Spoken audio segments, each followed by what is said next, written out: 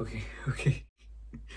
I need to control myself because a few moments ago I discovered the Batman Arkham subreddit. I haven't been the same since.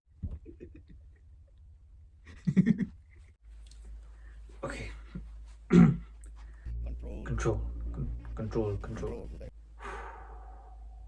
Getting back to the story, now Max has just taken the drive. She's busy walking so she can get it back to Warren. Max is interrupted by Dana. Dana tries to comfort her and then realizes it's the wrong person. See, her friend Juliet is worried about her boyfriend Logan, but that's not important here. She starts up a conversation with Max. Max mentions Kate, someone who's been very nice to her but who doesn't get out very much. Dana notes that she only became like that very recently. She used to be a lot more outdoorsy. Max is now too interested to get back to what she was doing, so she comes inside to talk. From her view, Kate was always solitary, but apparently not. Dana compares this situation to Rachel's. Max remembers Rachel from all the missing posters, but she's never actually met her. Dana notes that she used to be very full of life, but eventually went quiet and missing. According to Dana, she may have gotten involved with the wrong people, and possibly had some sort of association with Mr. Jefferson. Max, during the conversation, fails to keep eye contact and looks around the room. She sees her cheerleading equipment and her pregnancy test, but she can't make out what it says. La la la, I don't see that pregnancy test. Dana keeps her calm and just reminds her that she was busy with something. She looks down when Max leaves, but sees her rushing to the parking lot. When she arrives, she sees Warren, who's quite excited to see her. He's just chilling in front of his car. Once he puts his drive inside, he invites Max to come inside and chill. They do, and once Warren realizes that Max hasn't had a good day, he apologizes for disturbing her. Max tries to focus on the bright side. She did speak to Tiger today. Warren, however, isn't thrilled, but quite suspicious about it. At first. Eventually, he starts to fall asleep. Max joins in, and both of them close their eyes after Warren stops himself from revealing something. Max bugs Warren awake when she wants to share what had happened earlier. Apparently, she had some sort of vision, not just a dream, that she was being dragged into the bank. Warren panics a little when she brings it up. She then discusses the bathroom incident, which almost brings her to tears. Warren immediately comforts her and makes her feel better about everything. Max is happy until she sees something. In the distance, the grumpy cop from earlier is talking to Kate, but it's too far for her to see the details. Since she left her bag in the room, she can't zoom in or take a photo, so she goes to see for herself. Her and Warren say one last goodbye before they get back to their respective tasks. One problem: she can't find them anymore. Still, she continues walking until she reaches the footpath where Bakkie pulls up. The lady from earlier recognizes her and reveals herself to be Chloe, the friend she thought about earlier. Max is so excited to see her, she jumps in the back and the two ride off like the old days. Meanwhile, Warren's sleep is interrupted, again, this time by Nathan. Jefferson sent him the photo he had taken of Max and Tiger earlier. Nathan mentions that they have targets, and that afterwards he'll have a lot of fun with Tiger. Warren still remains cautious. Turns out they had a fight back in July and the two underestimated him. He also mentions that the deadline's in 2 days. Warren uses this as an excuse to get some more sleep.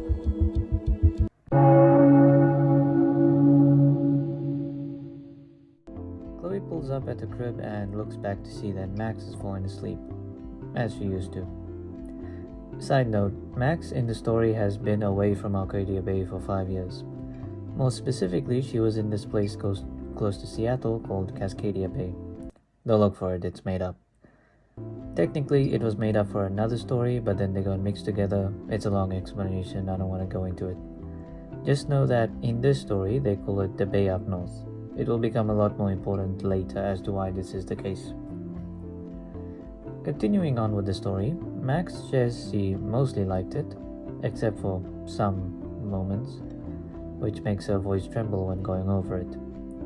That's not too important now, because they get into an argument.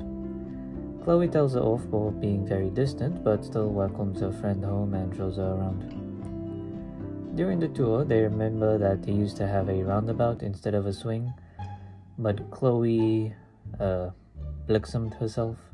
I kid you not, this is a true story. So in real life, a long time ago, I was with a couple of friends. We went to the park and we were playing on the roundabout. I think you would call it a merry-go-round. And I remember it was moving, it was spinning very quick. And one of my friends, I'm not gonna name him, now he decided, as the thing was spinning at full speed, that he should just jump on it. And unsurprisingly, he got flipped up into the air, and as best as I could remember, he got flipped like 180 degrees and he actually hit his head on the thing. I don't know what you would call the thing. One of the things that you hold on to actually went bang into his head. It was so hilarious once he recovered. I wonder if he remembers that day. Later, Chloe invites her to a room, which is basically the polar opposite of Max's room. She mentions this Snape guy who doesn't let her have fun. While Max is still getting used to it, Chloe lights up a taja. She tries looking for her camera, but can't find it. So Chloe gives her a camera her father, William, used to use. A late birthday present. She then leaves the room for whatever reason. You can make things up. Meanwhile, Warren is in some secret basement. And so is Tiger, of course. Yeah, obviously. It's a young adult novel with a self-insert character. Why wouldn't he be in some secret basement? Bruh. And the worst thing is it only gets more typical from here on. He's apparently struggling with his homework. Oof, yeah, that hit close to him. Warren briefs him over what went on that day, but really upsets Tiger when he mentions an old self.